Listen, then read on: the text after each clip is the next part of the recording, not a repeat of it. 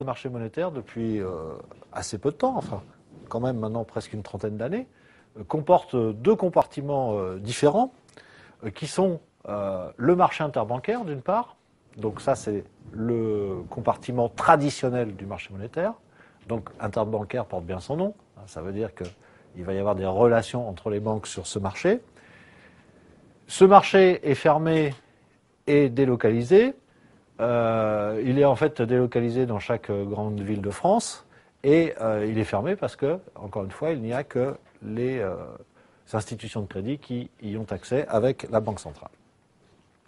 Alors, quelles sont les fonctions de ce marché interbancaire? Eh bien, il y a une fonction principale et j'allais dire deux fonctions connexes ou annexes. D'abord, il s'agit d'ajuster les capacités de financement aux besoins de financement des agents financiers. Donc il y a des banques qui sont en recherche de financement et il y a des banques qui ont des excédents de trésorerie à placer. Donc elles vont se rencontrer sur le marché interbancaire pour échanger leurs positions, sachant que ces positions varient au jour le jour. Un jour, la BNP est en recherche de financement et le lendemain, elle est en capacité de fournir des financements aux autres banques du système. Donc, ajuster les besoins et les capacités de financement des agents financiers à court terme, puisqu'on est sur du financement qui, en règle générale, est inférieur à un an et, de manière particulière, est généralement compris entre 1 et quelques jours. Donc, c'est une redistribution des liquidités entre les banques. Deuxième fonction, permettre les ajustements de trésorerie entre les banques.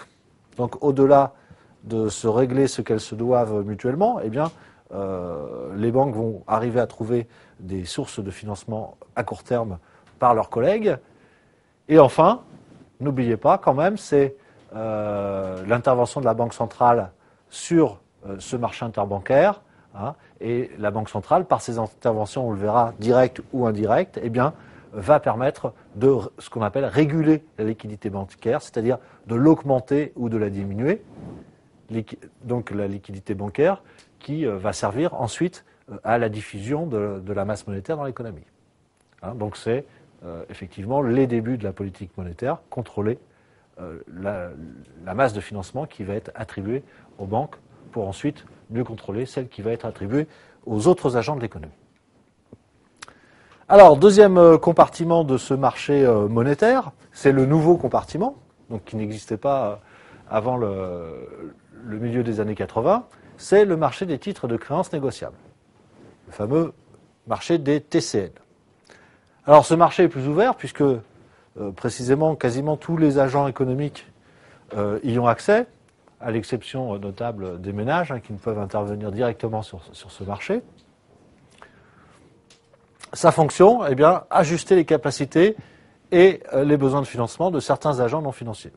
Donc vous avez bien compris que sur un marché des capitaux, la fonction est effectivement toujours l'ajustement des capacités et des besoins de financement.